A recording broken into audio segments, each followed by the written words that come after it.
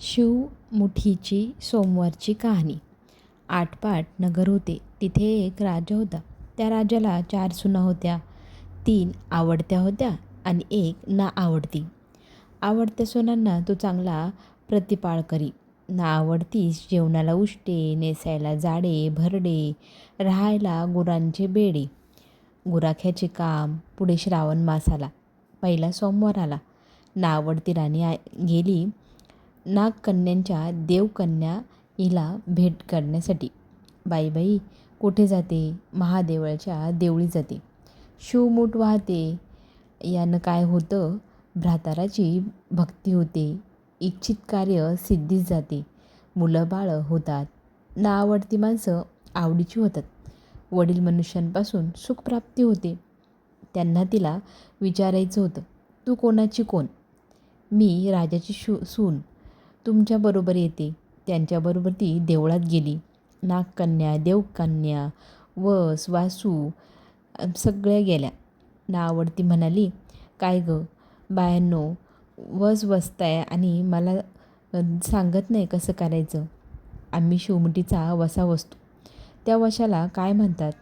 मूठ चिमूटभर तांदूळ घ्यावी, सुपारी घ्यावी, गंध फुलं घ्यावी, 2 बेलाची पानं घ्यावी, मनोभावे पूजा करावी, हाती तांदूळ घ्यावे, तोंडाने शिवा शिवा महादेवा, माझी शिवामुठा ईश्वर देवा, सासू सासऱ्या, दीरभाव नणंद जावा, भ्रातारा यांना नावडती असणारी गोष्ट आवडतीची कर, असे म्हणत त्या तांदळाला त्या शिवलिंगावरती वाहावे. संध्याकाळपर्यंत उपवास करावा. उष्टे माष्टे खाऊ नये. दिवसा निजू नये. उपवास नाही निभवला तर दूध प्यावे. सायंकाळी आंघोळ करावी. देवाला बेल व्हावे. मुकाट्याने जेवण करावे. हा वसा 5 वर्ष करावा. पहिल्या सोमवारी तांदूळ, दुसऱ्या सोमवारी तीळ, तिसऱ्या सोमवारी मूग आणि चौथ्या सोमवाराला जव आणि 5वा आला तर सातू. शिवमुठी अशा 5 सोमवारी व्हाव्या. पहिल्या सोमवारी सगळे साहित्य नागकन्या, देवकन्या यांनी दिलं. दुसऱ्या सोमवारी तिला धरून आणावयास सांगितले. त्या दिवशी तिनं मनोभावे पूजा केली. सारा दिवस उपवास केला. जावा नंदांनी उष्टमाष्ट पान दिलं. तिने गाईला घातलं. शंकराची आराधना केली. दूध पिऊन राहिली. पुढे दुसरा सोमवार आला. ना आवडतीने घरातून सर्व सामान मागून घेतलं. पुढे ती रानात जाऊन तिने नागकन्यांबरोबर मनोभावे पूजा केली. शिवा शिवा महादेवा, माझी शिवमूठ ईश्वरी देवा, सासू सासऱ्या, दीरभावा, नणंद जावा, भ्रातारा, ना आवडती आहे, आवडती कर रे देवा, असं म्हणून तीळ वाहिले. सारा दिवस उपवास केला. सायंकाळी सासऱ्याने विचारलं, तुझा देव कोठे आहे? ना आवडतीने उत्तर दिलं, माझा देव फार लांब आहे. वाटा कठीण आहे. काटे कुठे आहे. साप वाघ तिथे आहे. तेथे माझा देव आहे. पुढे तिसरा सोमवार आला. पूजेची सामाना घेतली. देवाला खाऊ घेतला. घरची माणसे मागे चालली. ना आवडती तुझा देव दाखव म्हणू लागली. ना आवडतीला रोजचा सराव होता. तिला काही कष्ट वाटले नाही. ह्यांना काटेकुटे पुष्कळ लागले. ना आवडतीची दया आली. आजपर्यंत रानात कशी येत असेल कोण जाणे. ना आवडतीची चिंता पडली. देवाची प्रार्थना केली. देवाला तिची दया आली. नागकन्ये ह्या सर्व वर्तमान देऊळ सुवर्णाने झालं. रत्नजडित खांब आले. हाड्या झुंबरे आली. स्वयंभू महादेवाने पिंड आणली. सगळ्या देवांनी दर्शन घेतले. ना आवडती पूजा करू लागली. गंध फूल वाहू लागली. नंतर पूर्वीसारखीच प्रार्थना करू लागली. म्हणून तिने शिवाला मूग वाहिले. राजाला मोठा आनंद झाला. ना आवडतीवर प्रेम वाढले. दागिने लावायला दिले. खुंटीवर पागोटे ठेवून राजा तळे पाहावयास गेला. ना आवडतीची पूजा झाल्यावर सगळी माणसे बाहेर आली. इकडे देऊळ अदृश्य झाले. राजा परत आला. पागोटे आणण्यास देवळाकडे गेला. तो तिथे एक लहान देऊळ होते. तिथे एक पिंड होती. वर आपण केलेली पूजा होती. जवळच्या खुंटीवर पागोटे होते. तेव्हा त्यांनी सुनेला विचारलं, हे कसं झालं? माझा गरिबाचा हाच देव. मी देवाची प्रार्थना केली, त्याने तुम्हाला दर्शन दिले. सुनेमुळे देव भेटला म्हणून पालखीत घालून तिला घरी आणले. ना आवडती होती ती आवडती झाली. जसं तिला शंकर प्रसन्न झाला तसं तो तुम्हाला आम्हाला सगळ्यांना प्रसन्न हो. ही 60 उत्तराची कहाणी 5 उत्तरी सुफळ आणि संपूर्ण. ओम नमः शिवाय. आपण एक आणखी कहाणी ऐकूया. फसकीची सोमवारची कहाणी. आटपाट नगर होते. तेथे एक गरीब सवाशीणबाई राहत होती.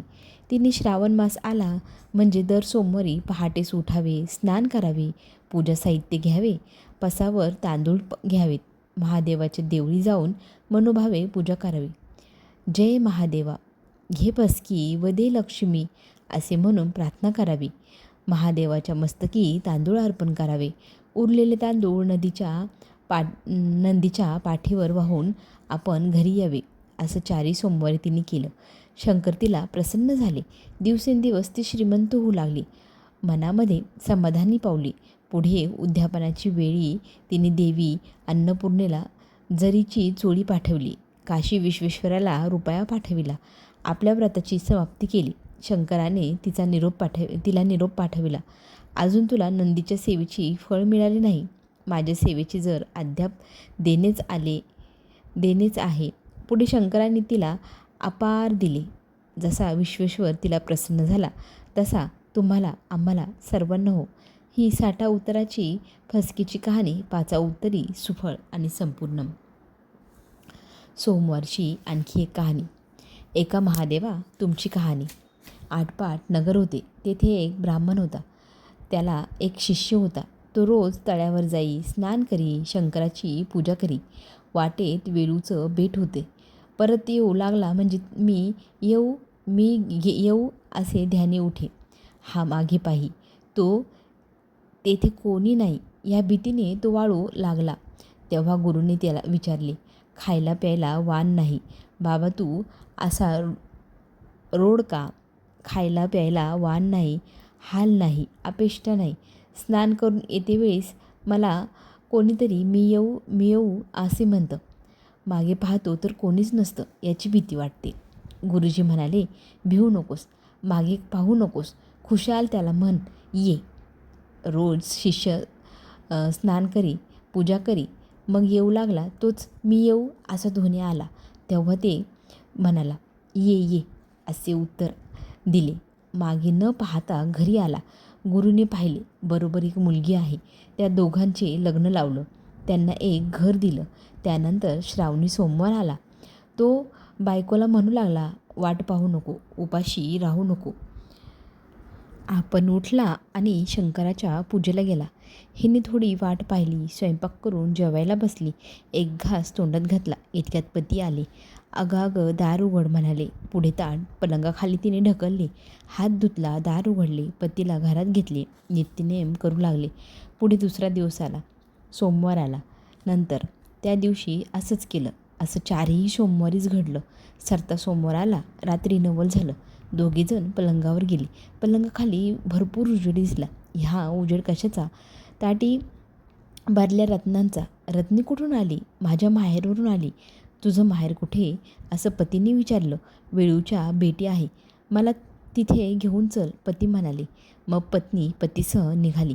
आता पत्नी मनात शंकराची प्रार्थना करू लागली, मला अर्धा खटके करता का होईना माहेर दे. तो वेळूचं बेट आलं.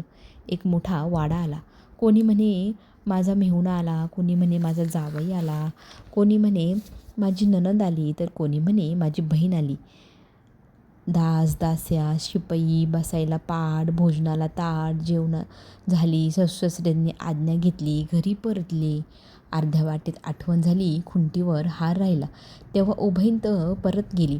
घर नाही, दार नाही, प्यादे नाही, दास नाही, दासी नाही, बटकी नाही. एक वेळूचं बेट होतं. तिथे हार पडला होता. हार उचलून गळ्यात घातला. नवऱ्याने पत्नीला विचारलं, इथं घर होतं, ते कुठं गेलं? जसं आलं तसं गेलं असं तिने उत्तर दिलं.